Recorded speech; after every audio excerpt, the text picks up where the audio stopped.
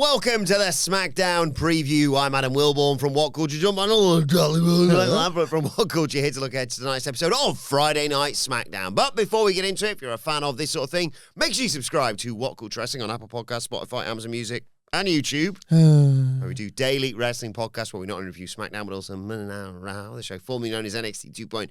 AEW Dynamite pay-per-views, premium live events. We have interviews, roundtable discussions, and a round of the week complete with a bloody good quiz, of course, on WrestleCulture. As I said, though, joined by Michael Hamflett to look ahead to this week's episode of Friday Night SmackDown.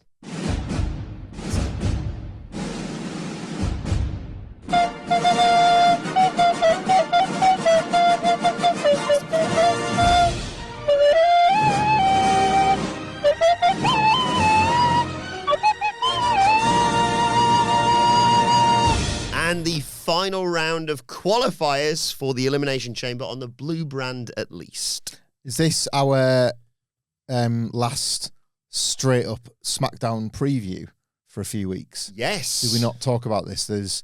So next week's going to be a slash with Elimination Chamber. Oh, yeah, it'll be a SmackDown Elimination Chamber preview. Of course, we got rid of slash in the old office. Where are my manners? Is here. Yes. Mainly just Elimination Chamber, let's be honest, because it'll be sorted by then. Yeah. What was the following week? Oh, maybe not, actually. Yeah, NXT Vengeance Day SmackDown preview doesn't quite work as well. Not sure that works, but we also have a Saturday night's main event in the run-up to WrestleMania. One would assume so. I haven't seen it advertised yet. Actually, you know what? I've said all that. What am I worried about? It's really only one in the upcoming few weeks because there's like Revolution where we could do a Revolution preview, but I might just campaign to preview SmackDown twice.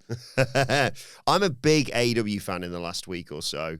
They're on a new team, aren't they? Yeah. You've big showed that bitch, haven't you? You've ripped off one shirt. You've ripped off your WWE shirt to reveal an AEW shirt, but I would like to believe in my heart you rip off the AEW shirt, there's a SmackDown one. So there's an Iconic shirt at the bottom of everything. Yeah, that's all that really matters to me. Kind of wherever they are. They're not even called the Iconics now, are they?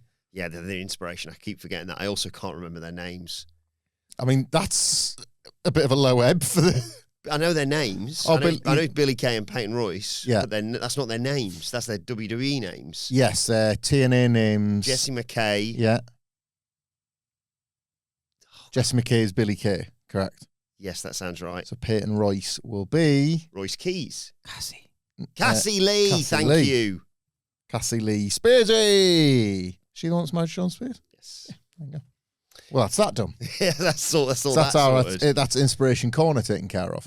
I have a question. Did you do any of your homework? What, for this SmackDown? I know of the two matches. Did you write a poem? No. Good job one of us did. What? Poetry Corner. We said this last week. Did we? Yeah, Kit Wilson writes a poem, so we've written one for him. Oh, was that a we? I thought it was just a you thing, and then I also forgot. Did it, and I knew you wouldn't have remembered. So. Thank you. I'll do one for next week. Now I know if we're going to commit some regular feature. Good luck topping this one. We'll get to it later. All right. Elimination Chamber qualifiers, though. Yeah, so currently in the Elimination Chamber, on the men's side of things, is Randy Orton, L.A. Knight, Cody Rhodes, who we'll talk about in a second, and Javon Evans. 2 more spots to be confirmed.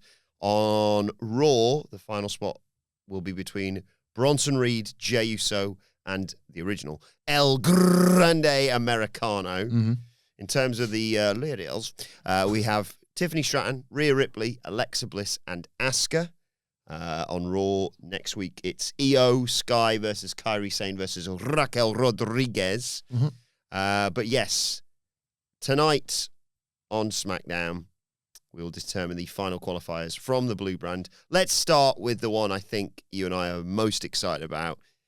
It's Trick Williams versus Carmelo Hayes versus Damian Priest. Yeah, there's a lot to like about this, and I don't mean to be cruel to Damian Priest. Although his mania options might have just taken a bit of an uptick, judging by today's news. What's happened? The rumor is they're getting a certain someone back for WrestleMania. What? Yup.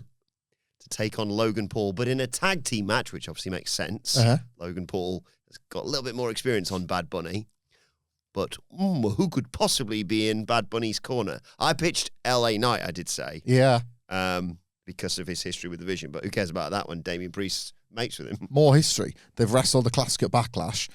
That was Bad Bunny's debut, was it not? Was alongside Damian Priest against Hey Hey. Ho, ho. It's Mason and Morrison. Hoorah! Hoorah! 2026. Hang on, Logan Paul, get out of the way. Like, Bad Bunny versus The Miz. If he's not working Steve Austin, surely that's the match, isn't it?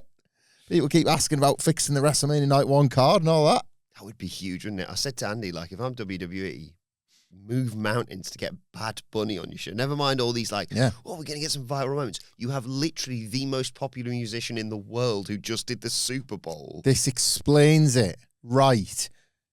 Murray was making a Bad Bunny Logan Paul thumbnail this morning. Yes. And I didn't think anything about that. And he was telling me about Logan Paul basically defending Bad Bunny from criticisms by Jake Paul. Yeah, Jake Paul's a knobhead. In the run-up to the... I mean, come on. Like, that by implication, you're suggesting that Logan Paul isn't? Is that what we're doing here? Who made Prime? Alongside KSI, obviously. Logan Paul tweets that out. And that's nice, I guess. You know, not a nice person. Good bloke, yeah. It's a nice take. Was that, you know, you can't believe anything ever. Was that basically to sort of grease the wheels of this potential conversation? Or? Well, no, this is what I thought, because I saw people saying this, because there was a clip from Logan Paul on some red carpet thing or whatever, where someone says, like, Logan, you looking forward to Bad Bunny on the Super Bowl show? And he was like, no. Like, shut it completely down. And I was like, that's the build. Not him having to be like, sorry, my brother's a massive dickhead. Because they all live in Puerto Rico, don't they? I don't know. Jake Paul's just an idiot troll. He's done very well off of it, but... Is it, like, I am so... I'm not saying Logan Paul's a saint, by the way. No. I am... Didn't make Prime. Like... God, I've not had Prime for ages. I think that's why you've been looking so healthy, quite honestly. It's not I'm really, really craving sweets already. With 3 days in. Of course, your Lent started. I forgot to give anything up. Do you know what my in-laws said they're giving up? Whole nuts dairy milk. Brilliant. Well, I could say that. I could say, I'll give up, you know, squashies, but I can still have Skittles Chewies. Oh, I see what you're saying. So they're just going to have regular chocolate for a bit instead. Yeah, just eat fruit and nut. I know. I was going to say, does that not make their diet a little bit worse? Because aren't the nuts within a whole nut, like, with, you know, exceptions of the likes of our friend Nicholas and other people that suffer from nut allergies, is that not the best bit? Like, is that not the healthy bit of... Well, health is a relative term, but, like, is that not the somewhat wholesome bit of a whole nut? Yeah, they're saying I can still eat, you know, dairy milk, but without... These nuts? That's strong button work. That's good. I need to get my sugar rush somehow. I'm really struggling here, pal. 3 days. Hang on, wait a minute then. Let's talk about this. Do you just have them? Is it like a nightly thing? I know, like, look, I am not going to sit here, right, and judge anybody for their food choices. That's not what I'm here to do. But I'm simply asking, does that mean that you would go most nights of the week having a bag of Skittles before bed or something? No, not all the time, but, like, they're there. And I can just, like, oh, I've washed those pots up well. Yeah. Time for a squashy. Oh, look, I brought this up last week and I was judged for it. What was it that I said I was eating midway through? Did you hear it come from me? Well, good point, yeah. It was Sige who said... I was enjoying my washing up biscuits. You were having your biscuits whilst washing up. Yeah. It's like, oh, finished a lot of them pots there. Biscuit time. Drying up. It's drying up's taking a while. Biscuit time. I see what you're saying. Yeah. We have the kids are going through a massive... I love this. They're going through a massive mini cheddar phase. Mini cheddars have become the default crisp. So, like... lunchboxes, snacks, whatever it's just mini cheddars. I mean, I don't really like mini cheddars. So as a result, if it's serving all 4 members of the household, stands to reason that you get like the biggest multi-pack in your shop. Don't get one of them 12s and don't even look at me with one of them 6ers, right? I love the Christmas. We just had one of those that we finished off. The drum. Come on. I love all snacks in those drums. Yeah. Like, if you still want to feel festive, you can watch the wonderfully... That's produced by Adam Nicholas, very Hamflett Christmas. Yeah. In which I got to enjoy some of those out of a drum just to make a video on the internet. It was one of my best days. Twiglets out there. You probably don't like Twiglets, do you? No. Like, you know, a Marmite guy. But like Twiglets out the drum taste better. The little cheesy moments. Oh, well, little Christmas tree ones, mini cheddar. Anyway, there's a lot of mini cheddars getting eaten, and they are bad for washing up snacks because you can down a pack in one go. They're pretty small.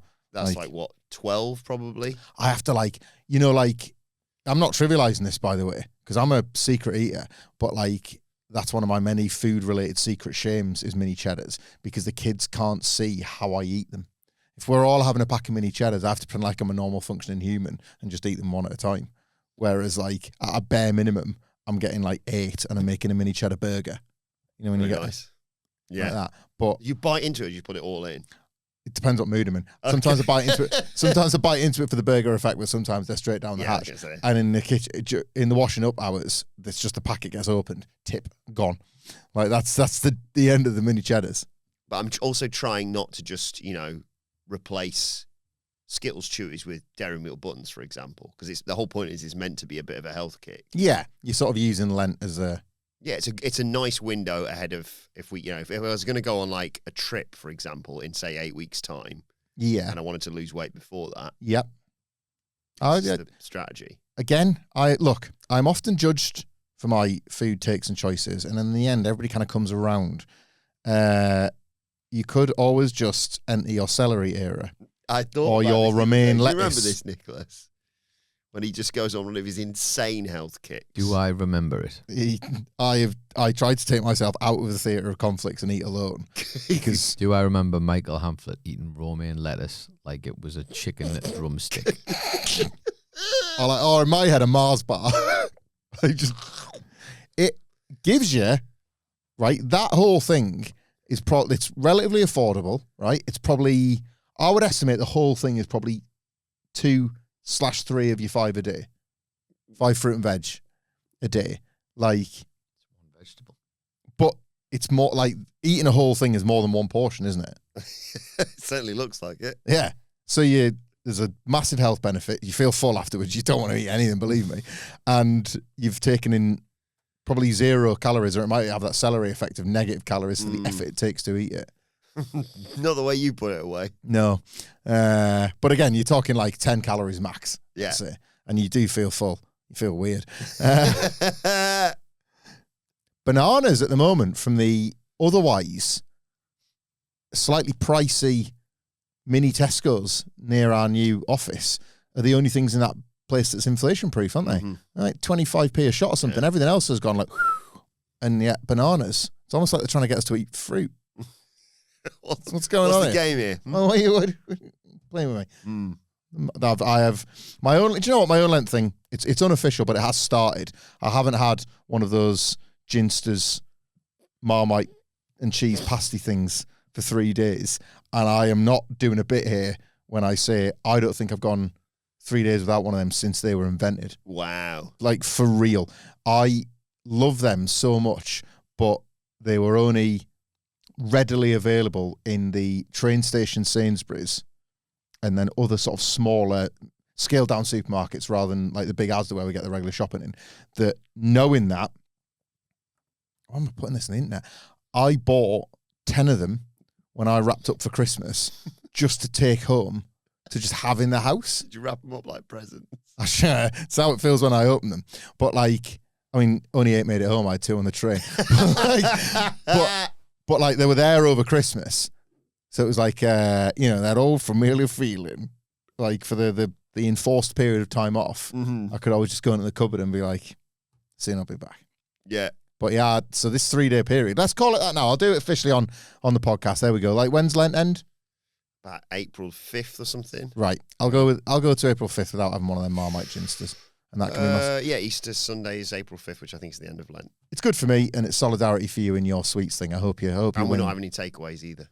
That's a good one. That's a proper one. That's hard. That's Anne Louise enforced. Yeah, that's smart. That's in theory, I could have it. I'd just be really cruel. I'm just gonna go get a Mackey's, love. I'll see you later. I've never smoked a cigarette in my life because I'm scared. Good. Well, yeah, don't do that.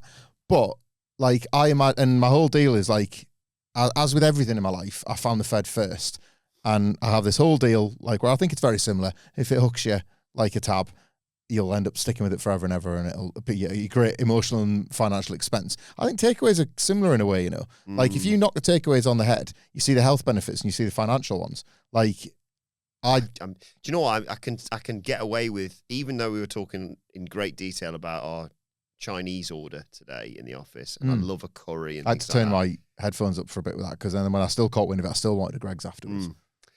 I'd say the hardest thing for me, more than Mackey's or anything like that, or even, like a Domino's, Friday night fish and chips, like it hit me today. Oh, no, we're not getting fish and chips for tea. We're going to have to make food. It feels weird. I'm having soup tonight, but it's because I made so much the other day that there's some left over, and Adele's out on Friday, so I purposely try and leave something that... It's either that or a sleeve of rich tea in it, let's be honest. It's kind of how it goes. Like, if there's something in the house that can just be lifted immediately out of the packet and into my fat gob, then it's got a lot more chance of that being tea than actually stopping to cook something, or the takeaway problem.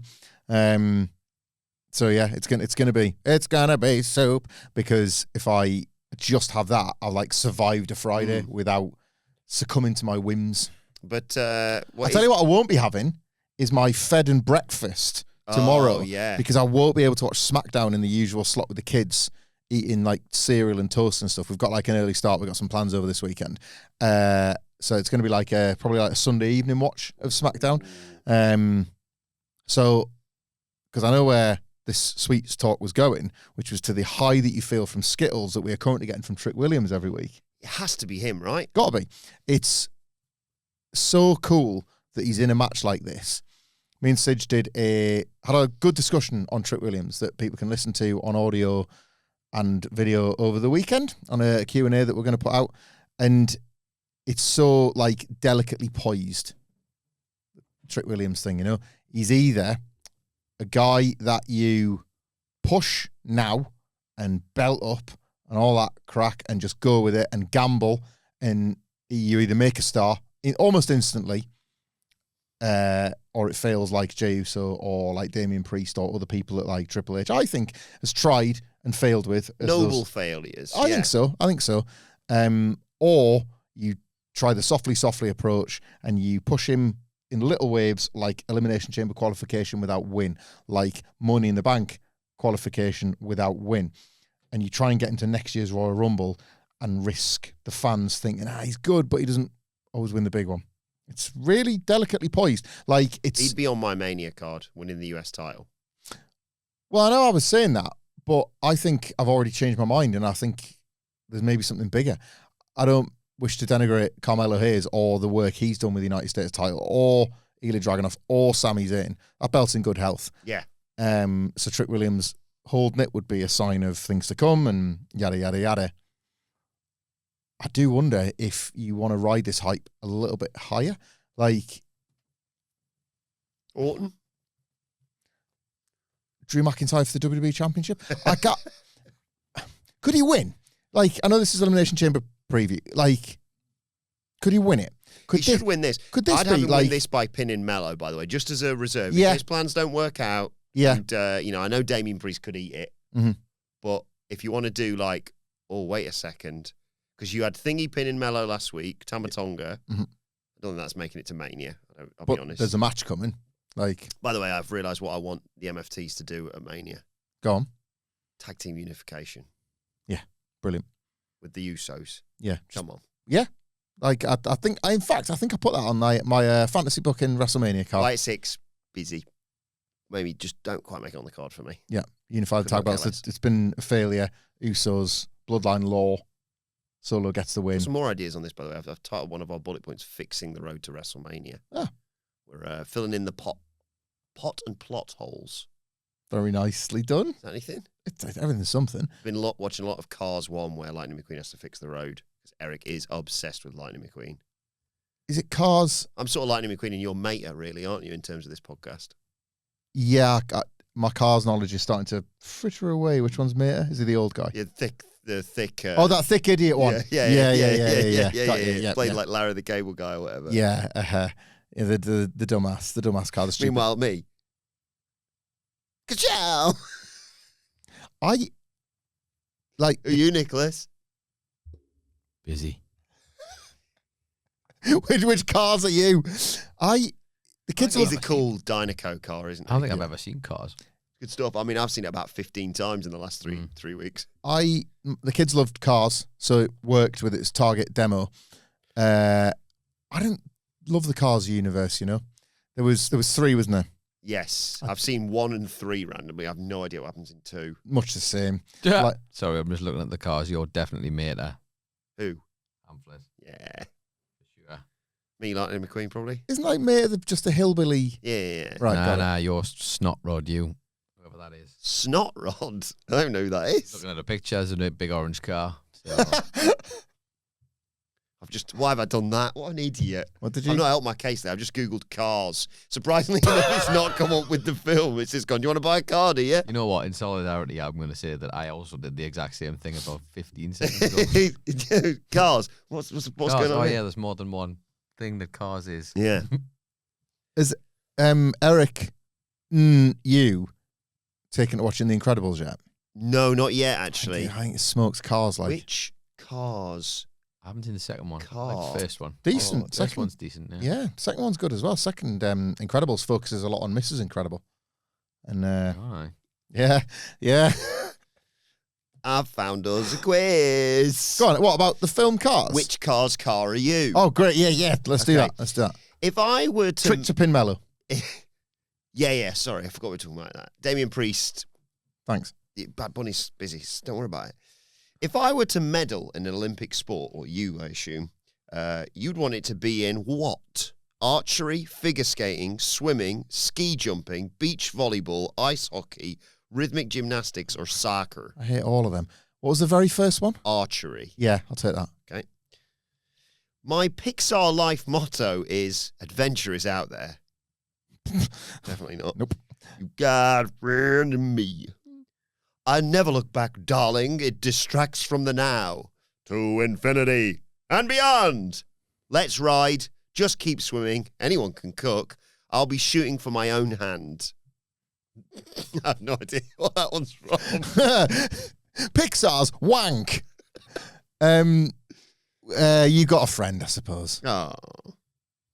My travel style could be described as low-key and low-stress, spontaneous, luxurious, methodical, slow and steady, wild, go with the flow. I just want to go to Italy. Slow and steady.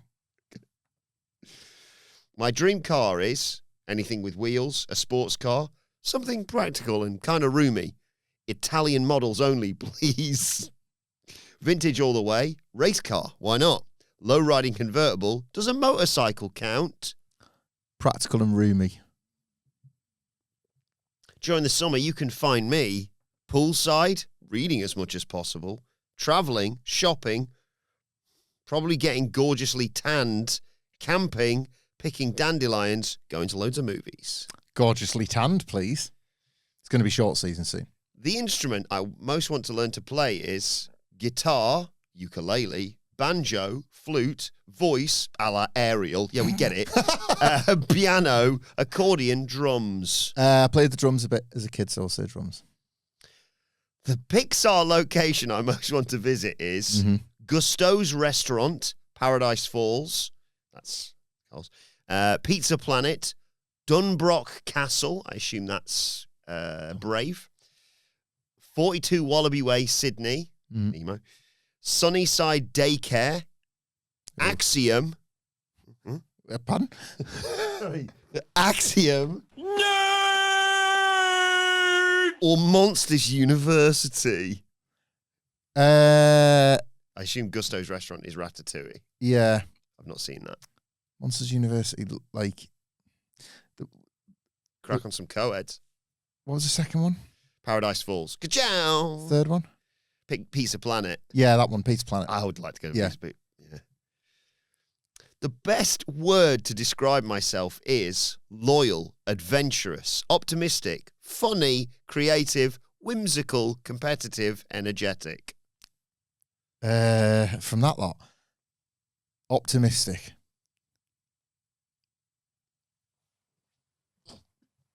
Perfect. You are Mater. There you go. Oh, I've got... No, I look like him. I forgot this. Yeah. He literally says you got Mater. You're a great friend. You're cheerful, welcoming, and love to help others. You're known to add a little humour to any situation. You usually have a joke or a tall tale at the ready. I'll take it. I forgot that he was And the one you're with like covered in rust. Yeah. covered in rust with a square face. That's like, I'll take it.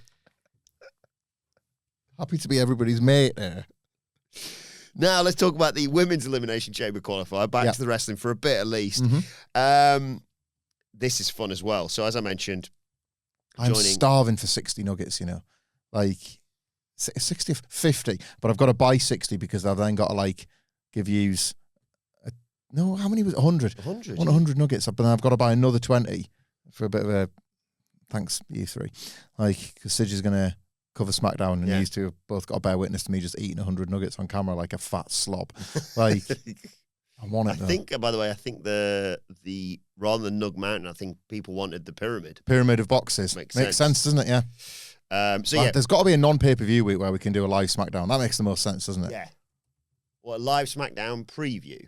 No, live SmackDown review. Like a Monday Smackers with Mackers. We've got a few weeks, where we're busy. Next week is a bit of a tight turnaround. Yeah. But then after that, we've got Chamber. Yeah.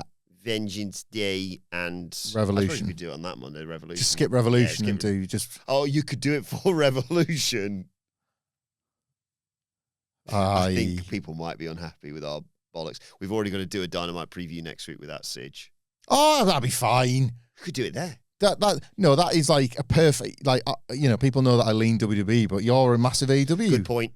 Like, it's Homer, aren't you? So it's like, that's it, 50-50 split. If anything, like, it's going to be a bit more balanced than usual, because typically I'm swimming against the tide with you two Durbers. Like, I'm the 33 and a third % in this, like, equation. And we're not all men are created equal, as we all know. Well, yeah. Charlotte Flair, for me. Anyway, Tiffany Stratton, Rhea Ripley, Alexa Bliss, Asuka we already have. Charlotte Flair, obviously joining Alexa Bliss could be fun. Nia Jax, never going to hear me argue against Nia Jax. No. The anniversary of my hole recently.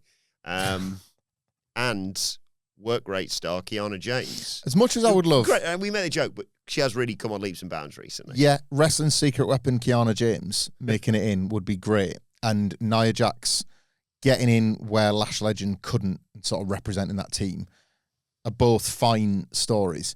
Nia's got some history in that chamber as well. She surely does.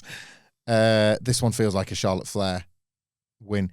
They've played up the Charlotte and Alexa tension of late without ever making you feel like they're actually going to split.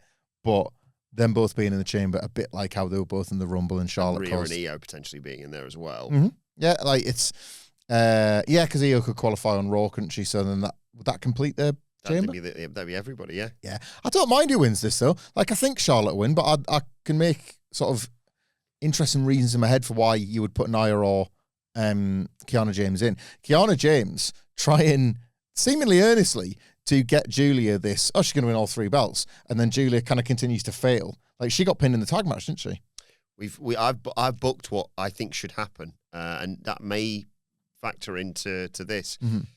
Look, I think this is another part of our fixing the road to WrestleMania, actually. I think the only chance you're getting a women's US title match on Mania, and I think it should be on there, it's a title at the end of the day. Yeah. Granted, titles shouldn't automatically, like, I agree with you, sometimes you can have a story, especially with the women, that isn't necessarily based on a title.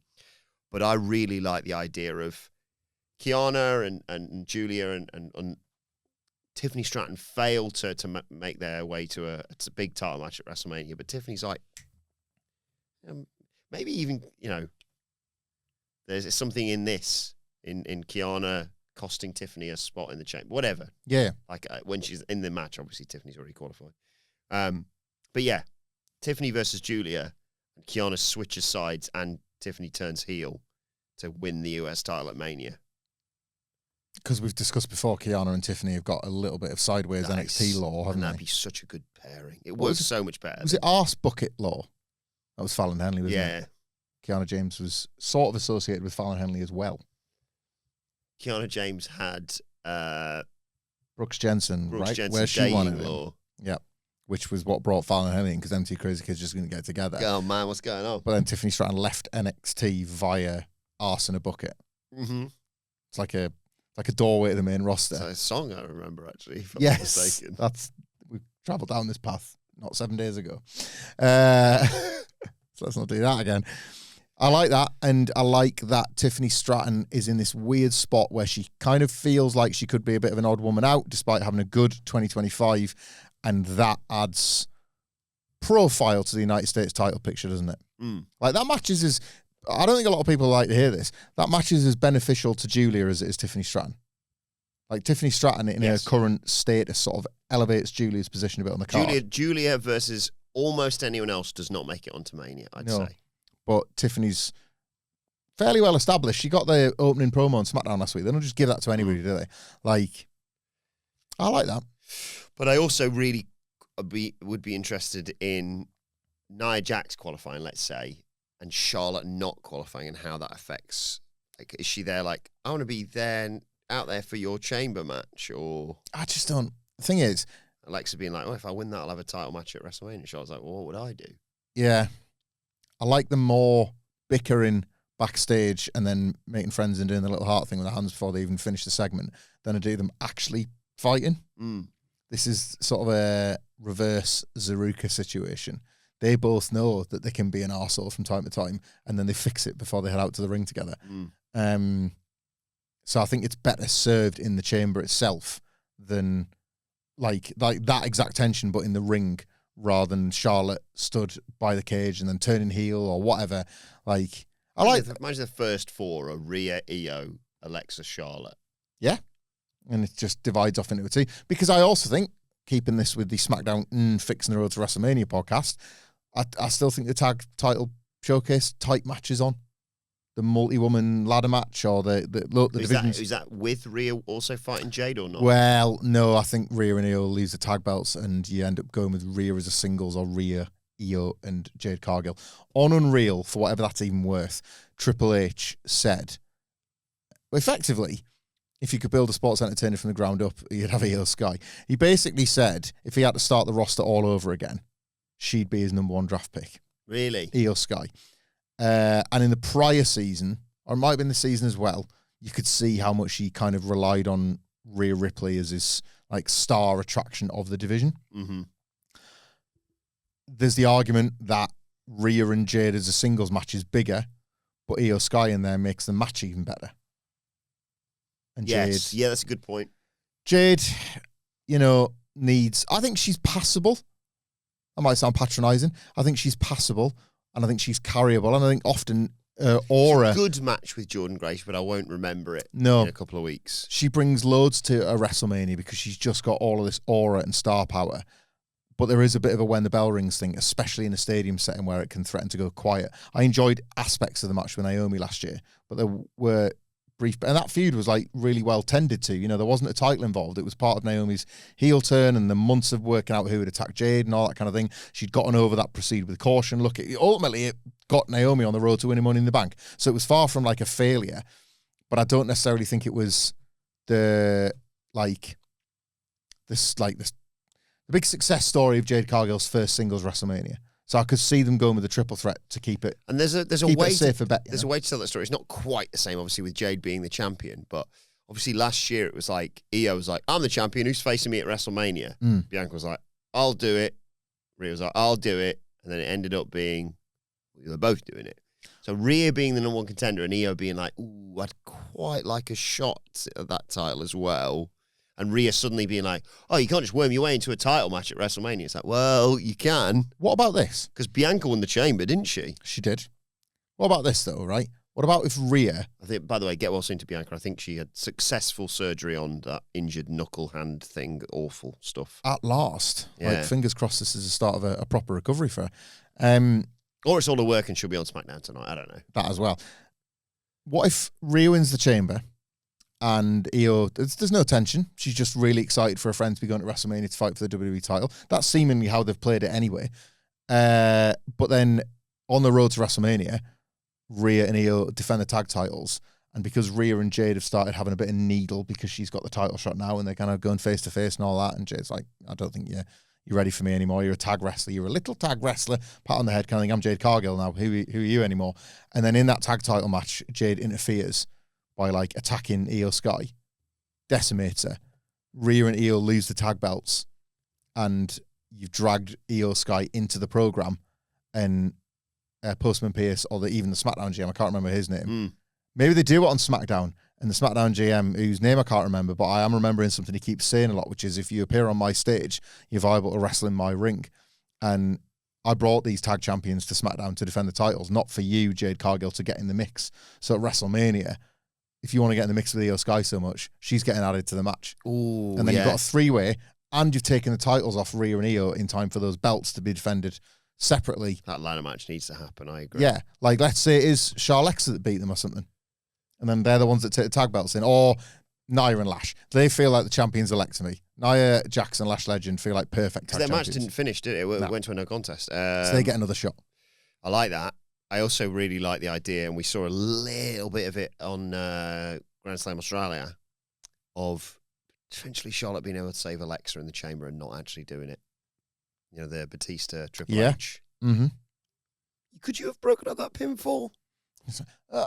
Never mind. Yeah, something to do some like long stares over on television and things like that. Are you want to? Is this like you pitch them to break up eventually, or eventually, but not before Mania? You're talking like 5 years, 6 years minimum. Yeah, probably. Yeah. Thankfully, Triple H is in charge, so I don't need to worry about that one. What now for Drew McIntyre? Because he has to face repercussions from what happened last week. In case you missed it, he basically got involved with everybody in the triple threat Elimination Chamber qualifier. It was eventually won by Cody Rhodes. He's still not going to be happy with Drew, but never mind. Cody's focus is probably going to be on winning the chamber now, which is understandable. But if you're Sami Zayn, and particularly if you are Jacob Fatu, you're going to want blood tonight. Well, first of all, to answer the first bit of your question, I don't think Drew faces any consequences. Like, can you be disqualified in a triple threat or run-ins? Perfectly legal. So I don't think Drew's coloured outside the lines there. However, I do actually like, for a change, what Drew McIntyre might be up to on SmackDown tonight. Because you're right, Cody will say, look, I wouldn't have necessarily picked for it to go down like that, but I would have picked the end result, which is me going to Elimination Chamber. I'm going to WrestleMania. He cut that fabulous promo the other week where he was saying, like, I don't totally disagree with what Roman and Punk was saying. However, someone out here should probably credibly defend the WWE title, and it's going to be me. However, Jacob and Sami can feel wronged in their own ways. Sami can feel patronised by Drew McIntyre for the, like, you dragged me over. You know, it could have been you. I tried everything and you boot me in the face, you fucking idiot. Like, Sami, that's not how Sami Zayn wants to win, No, blah, God, blah, no. blah, blah. He's like, I know you hate him, but like a lot of fans, like in the building, surprisingly were booing him last week as well. So there's this kind of, I don't know, is it like the loser tag starting to stick with Sami Zayn, and you kind of see what Sami Zayn's reaction to that is going to be? Like, he wouldn't want to be patronised, but he wouldn't have minded the win. He could really do with the one at the moment, you know, so you play with that a little bit. Meanwhile, does this arm Jacob Fatu with yet more evidence that Drew McIntyre is a sneak attack merchant and it was him that knocked his teeth out? Like, what if Drew says, I thought I knocked your teeth out again. Oh, God.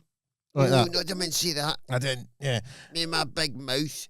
Which is why I was able to aim for yours. Like, is it revealed that it was him and that's how they used last week's It doesn't sneak feel like attack? they dropped it, does it? It feels No. like there was that bit with, was it Cody's promo a few weeks ago? Yeah. You were like, oh no, it was in the interview, wasn't it? It wasn't a promo. It was like a sit-down interview. Yes. Jacob Yeah, interrupted.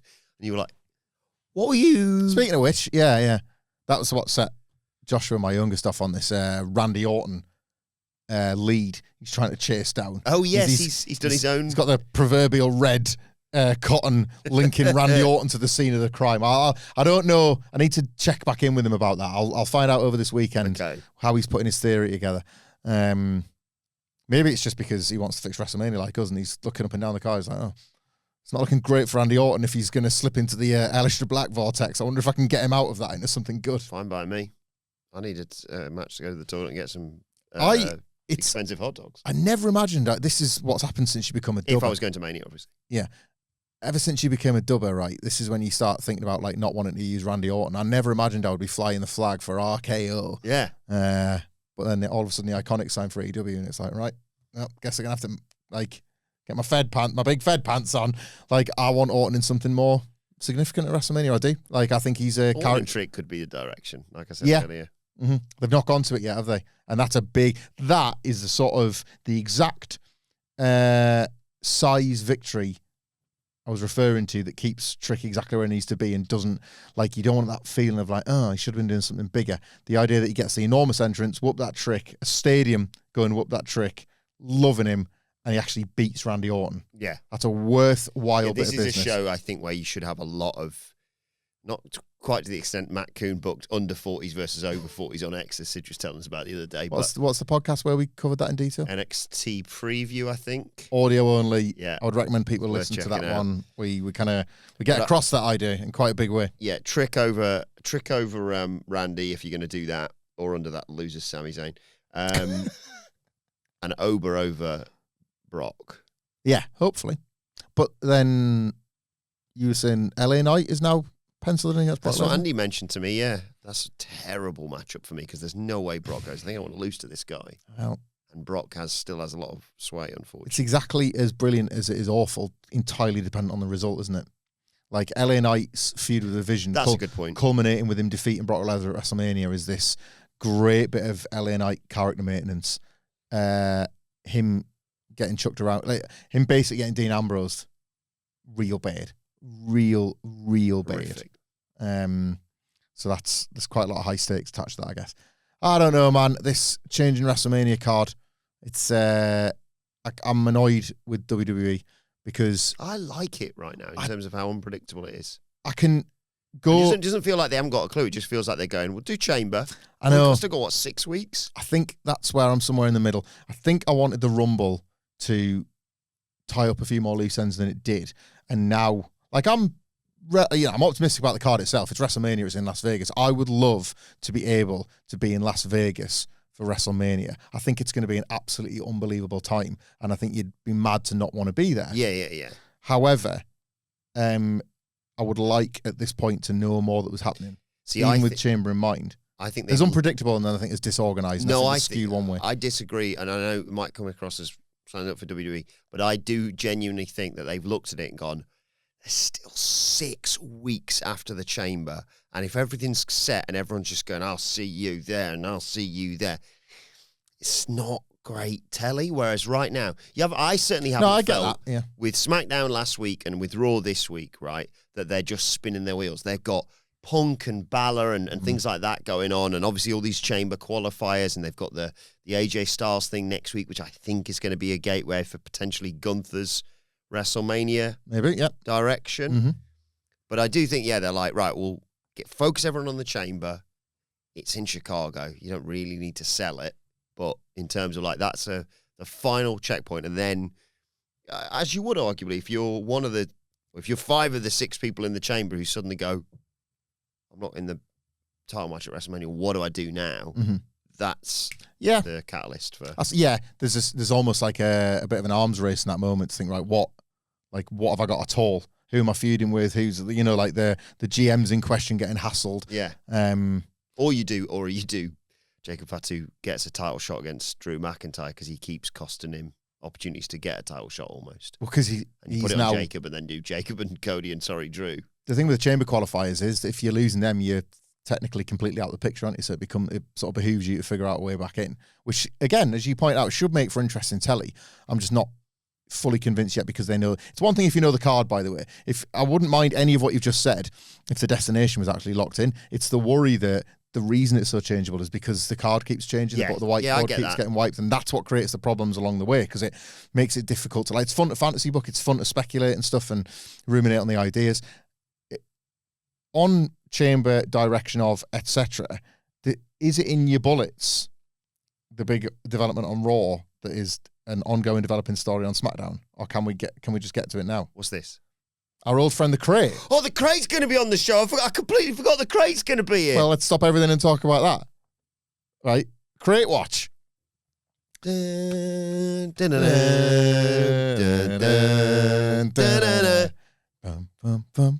like the bill where it's got a bit of a jazzy bit as well. Yeah. Crate Watch.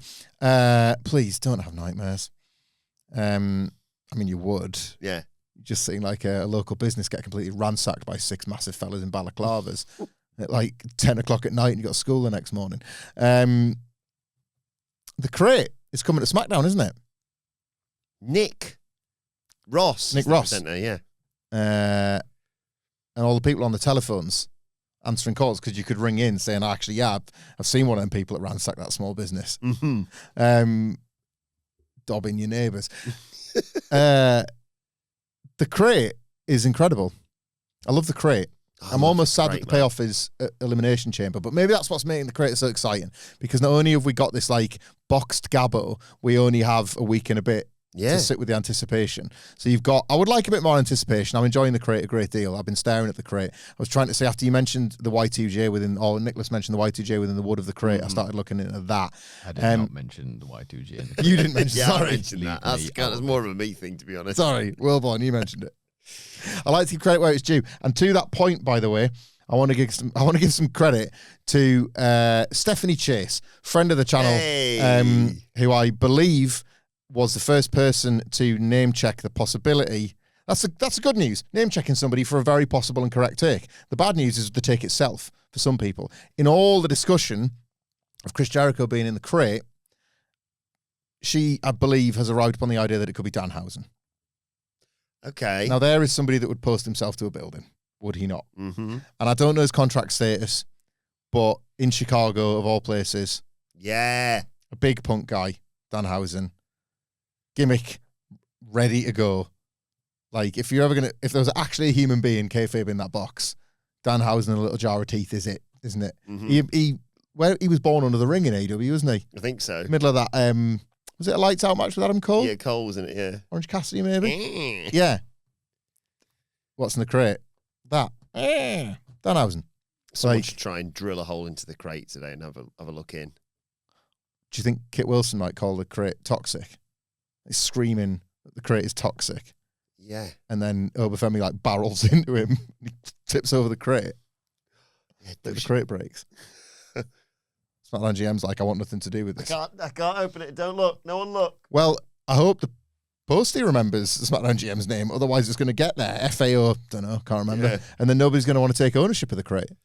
I'm really excited for Kit Wilson, Oba Femi too, by the way. Yeah, can't wait. I'm so glad that. Well, I'm looking forward to 2, but I'm equally excited for 3, 4, 5, 6, 7, 8, 52. Yeah. The year of the Miz, the year of Oba Femi versus Kit Wilson. This could earn Kit Wilson a spot on the Mania card. Yeah. It may well be Stone Cold coming out to stunner him before reading out the attendance. Yes, please. I love it. I absolutely love it. He would sell a stunner really well, yeah. wouldn't he? Do you want to hear my poem, by the way, I've written for Kit? It's time. I realise he probably won't do it, although he could before, like, I'm here and I've been forced to face Oba Femi. Before he comes out, I've got something I want to say. It doesn't start with, my name is Kit Wilson and I'm here to say, does it? I worked a little bit harder than that. Okay. Not much, but a little bit. It's Chinese New Year, the year of the horse. And I'm fighting Oba Femi again, of course. He bullies anyone who's in his vicinity, but he's no match for Kit Wilson's masculinity. Good. Gonna make the SmackDown GM look like a fool. Gonna snap the ruler like I'm back in school. Unless it's shatterproof. Shatterproof, yeah. Oba, I'm in God mode. I'll make you agnostic because the entire SmackDown roster is toxic. I said there's lots of words that rhyme with toxic. There's not that many. Do you know what I thought you were going to say? Like, I was going to say setup line. Not everything is jokes. But the first line of the last couplet, please. I'm in God mode, that one? Yeah. I'm in God mode. I'll make you agnostic. Next week, my poem's going to be acrostic. And next week, he does an acrostic poem. Yeah. Kit Wilson. Okay. Oh, yeah. Yeah. I'm not. I love poetry as an art form. I'm not a poetry lover. I've got a great deal of admiration for it. I don't like when poems don't rhyme. That's not a poem. That's just a little story. That's not a poem. It's not. Not a poem. It's not, though, is it? Where's the art if you haven't found 2 words that sound alike? Exactly. That's the challenge. No, it's not a poem. Exactly. It's just a story. You're too lazy to make any longer. Poetry is there to evoke emotion. through Rhyming. if you want, through, allegory, through rhyming in some cases. In all through proper its cases. through its like the potential surprise from its structure, like through the ability to tell a story within certain rules, restrictions, parameters that poetry offers. This is it. I'm a poetry fan because I think poetry is a really underappreciated art form. I can't do it, unlike yourself. Who also can't do it. It's got to rhyme. It's not wonky donkey. It's poetry. You're like, they're one and the same. Yeah. Who's your favourite poet? It's probably Ant or Dec. What did you do? I know I'm older than you. Did you have a poetry anthology in GCSEs? We can't be that far apart. I can remember this. We were the last year where inexplicably they had the anthology with all the poems. I think everyone did the same ones. Simon basically. Armitage? Yeah. But ours was the last year where they were like, you can take your anthology into the exam with you and with all the notes that you've made. All right, I'll write my entire essay next to the poem and just write it out. Sounds good to me. We weren't allowed to do that. Yeah. So like every line means this, and you just copy write it. next to you, just took it in with your notes in the anthology. And I was like, feels like cheating this. It is cheating. I mean, I got an A in English lit. I was good Too at late English. now, yeah. Too But late like, now, so. Can't take it back. I would have got an A star with cheating. No, you don't get A star. You don't want too much of a nerd. You don't get any chicks if you don't get an A star. So what happened then? Busy with other things. Yeah. I've got 5 C's. What of it? That bad boy didn't even get an A star. Sorry, who? That bad boy didn't even get an A star with his English lit anthology. I'm not going to tell the story of getting an A in French for the millionth time because we learned those exact phrases. Yes. But like, that is basically the same, isn't it? Write down word. You've got a poem in front of you. And I remember having a poem, and in a class you would take all the notes, wouldn't you? But the idea was you go home and you revise that. Memory test, yeah. And well, no, stop this. This is why you don't get poetry. You're supposed to be able to adapt those thoughts into reading any poem and be like, all right, I get the mindset of it now. There's a critical analysis element to it, and like an artistic analysis element where you then can read another poem and be like, well, that poem meant that, so maybe I can apply that thinking, or should I open my mind further to this? And you're thinking, what rhymes with poo? He's literally, as you're talking, I can literally see his eyes glazing over. Yeah. He's in no interest in learning anything. Also, though, in his defense, a lot of the big, quote-unquote, successful schools, that's all they do. They just teach people to pass the test. Yeah. And give them way too much advantage for high price. Yeah. And not allegedly. And not necessarily useful. It did feel like we were After the cheating the fact. system. Take your notes in with you. What? Do you think that's why, I don't know if this is the universal experience, but I know it was mine and a lot of my friends at the time, and I think we probably spoke about this before. Do you think that's why a lot of people, like if you move on into higher education in the UK, there's a method you can do where you go from GCSEs to A levels, and the A levels is kind of a bridge, to university, and they're rock hard, scary hard. Yeah, there's like really, step up is it is insane. It is big. It is step up is way bigger than the A levels to university, which is where you would assume there'd be a big step up. Yeah. And then it's actually the opposite. Like if basically it's like doing gladiators, but A levels are the eliminator. And then you've done that already, and you get to go back and do collision. Yeah. Like first year of uni, it's not easy, No. but it's just running across a bridge with a ball in your hand, as opposed to like the Travelator, the cargo net, the thing you've done, just getting through your A levels to get enough UCAS points or whatever the current qualification criteria is. A levels was scary. Like really scary. Mine was split into AS in the first year, A2 in the second year. But the idea was you want to keep consistent across the 2 years. You don't want to get hypothetically, I don't know, top of my head, 4 E's and then have to work twice as hard just to pull everything up to a C. It went real bad, real fast. English, and they got 3 E's and a C. English was the one that was that meme of the kid just. That was my English language. Everything else, boo. And then I had to get my together in the second year and get everything up to a C. I did. Yeah. Worked out in the end. Look at you now. Exactly.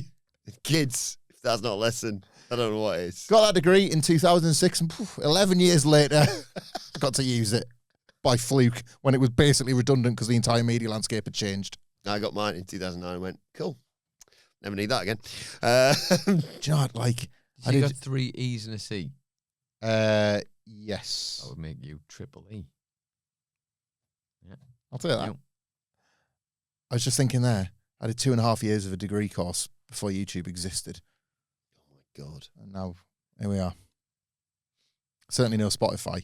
Barely any podcasts. I reckon 2006 there might have been primitive podcasts. I feel like, I'm thinking like 06, 07, certain since unpleasantly cancelled people having like radio shows that you could then download as podcasts that I would do on like a Sunday or a Monday and then manually move onto my iPod to listen to for like, because I started full-time work with a long commute and a need for that sort of stuff.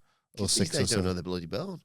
Speaking of which, not to take away from our audience, because obviously if you enjoy podcasts, you listen to all of ours first, because then you're across all of wrestling. Yeah. But, oh my God, I basically froze my phone trying to download it last night because maybe the second greatest wrestling podcast has dropped of all time after the WhatCulture Wrestling podcast.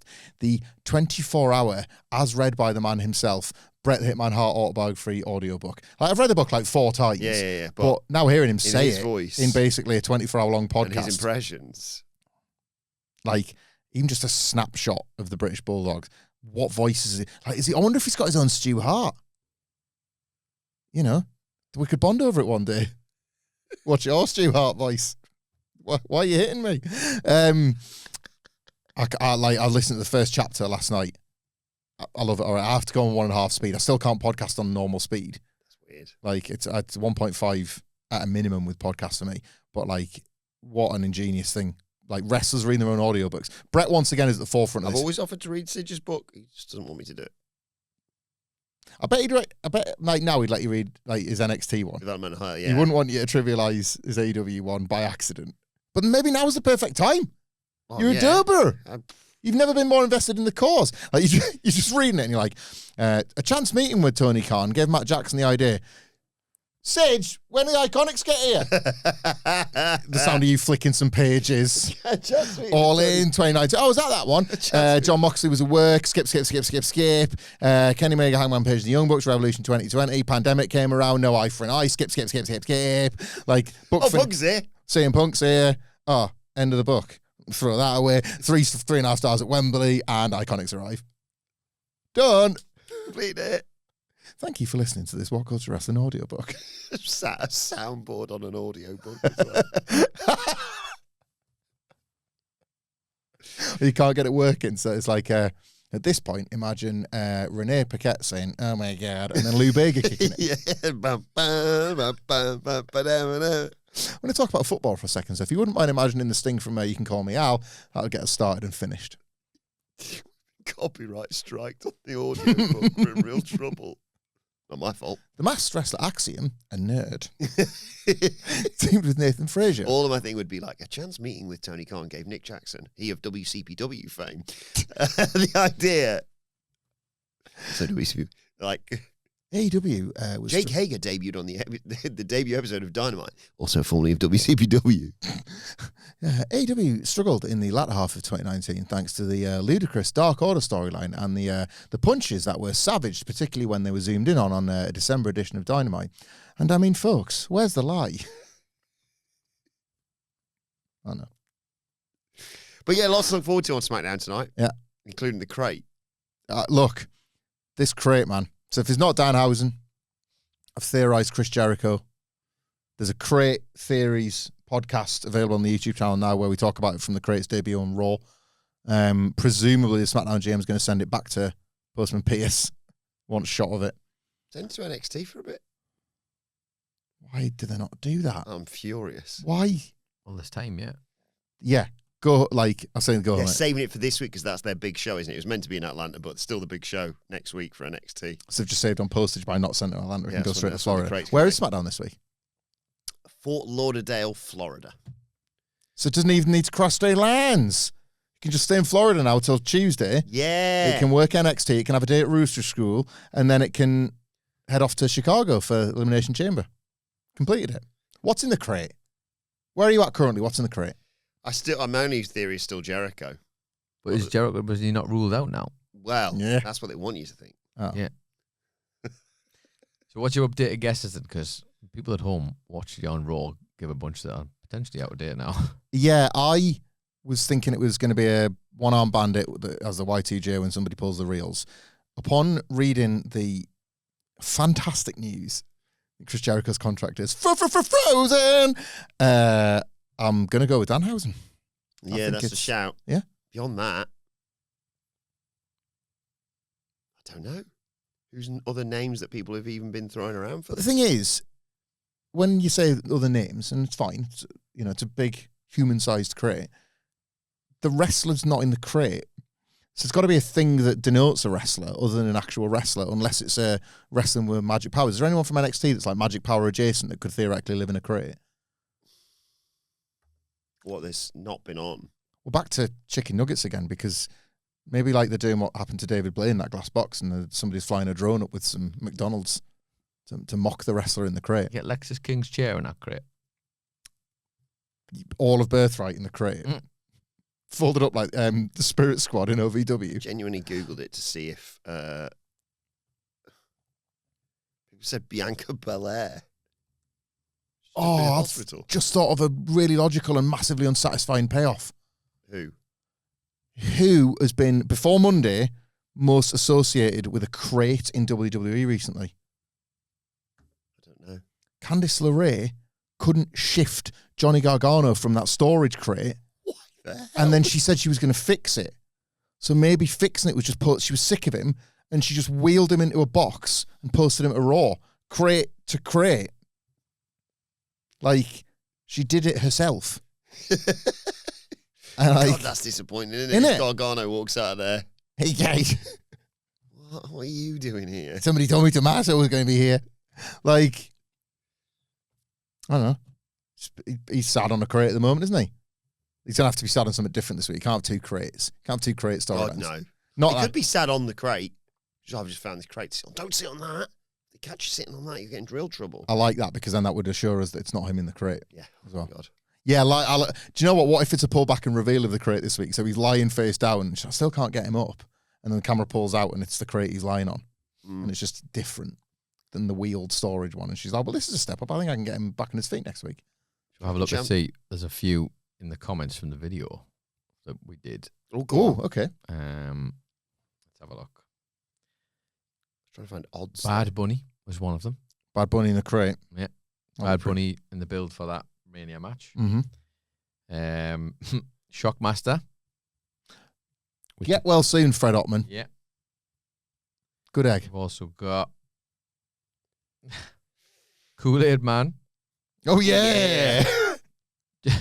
Chainsaw Charlie, which proves that if you come out of a box, you're automatically over. That is true. It's a fitting tie-in to the other podcast. Crate gets the last spot in the chamber. We did talk about an additional pod was in the crate.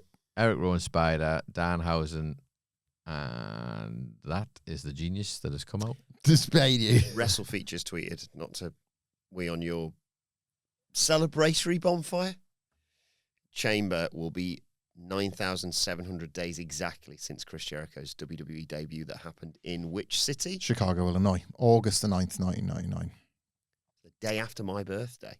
The day of my mum's birthday. That would have been my 11th birthday. I had no bloody clue. SA Rios had not come into your life yet. No, not yet. Like, not quite yet, pal. You're just casually watching T4 of a Sunday afternoon, and then the bow, bow, bow, bow, Sunday night Heat credits hit, and you're like, oh, I'm going to go get my tea. What was that? I think I was playing around at my mate Oliver's house, and he was just like, you seen this? What's this? I love that. Oh, that just changes everything. Like, not to overstate things, as I always will when it comes to Fed, but that, you went to Oliver's that day. Like, that's kind of what, like, Pulp wrote Something Changed about. That changed the course of your whole life. Yeah. Like, you might have never kind of interacted with The Rock. Because we never had Sky. Yeah. Anything like that. Who's this SA Rios guy? Seems pretty class. My cousin. I can find. Do you reckon there's a possibility you could find the Heat that I watched? Yeah. Oh, definitely, yeah. It was before the Royal Rumble 2000, wasn't it? Yeah. Yeah, it would have been the second or third one. They were airing it at like 4 p.m. in the afternoon. It was they moved it around a bit on T4. Rewatch that. Be able to find you the exact one. The Channel 4 thing had like The Undertaker and Big Show in like a choke from 99. That was I the remember. commercial break I from, remember the for like the 1999. gimmick, In the entire Channel 4 era, The Undertaker never once looked like that. It was a bad sign of things to come. Yep, not My Cousin You've Met, another one. You're joking, not another one. Another one had like a couple of, they weren't even like proper, they weren't the Hasbro figures we kind of would come to know. They were different, just wrestling toys. And he was like, do you want them? And he wasn't even asked. And I was like, I think I do. And that was it. That was my moment. And it was an uncle that did have Sky on a square reel. What was your gateway, Nicholas?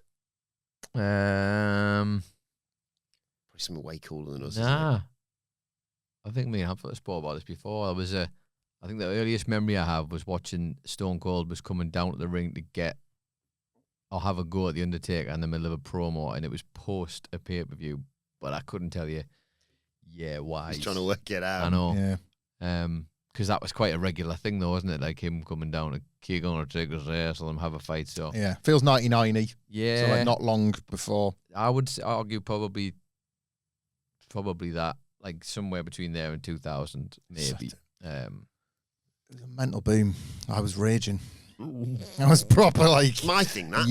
Yep. I was angry. I was like, look, the only one of us stuck around in the trenches, mate. Like, where were you for Diesel? Like, you didn't even, like, you weren't even there to see Bret Hart make Stone Cold Steve Austin. You can't just enjoy the spoils of it now. Like, gatekeeping it. I proper did. Like, so nobody listened. No. And then what happened as soon as WrestleMania 17 happened? They all just disappeared. Like You'll be back 20 years' time. Yeah.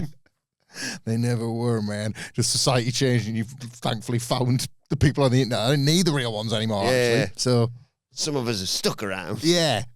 Well, anyway, let us know your thoughts ahead of SmackDown tonight in the comments section below, or on X at WhatCulture WWE. Watch, you can follow all three of us. You can follow Michael Hamflett sort of at HamflettX@gmail.com. I'm also on Cameo. Follow our brilliant producer Adam Nicholas at It's Adam Nicholas. And you can follow me at Adam Wilbourn. Follow us all at WhatCulture WWE, as I said. And make sure you subscribe to WhatCulture Wrestling, wherever you get your podcasts from, for daily wrestling podcasts. Got Wrestle Culture with hashtag Bloody Good quiz coming your way later on today. But for now, this has been the SmackDown preview, where we talked about Kit Wilson potentially surviving Oba Femi via poetry, fixing the road to WrestleMania, what's next for Drew McIntyre, Trick Williams versus Melo versus Damian Priest, and more Elimination Chamber qualifiers. The SmackDown preview. It's got all this, and I'll tell you when I've got in Bret Hart's audiobook to hour 24. We'll see you soon.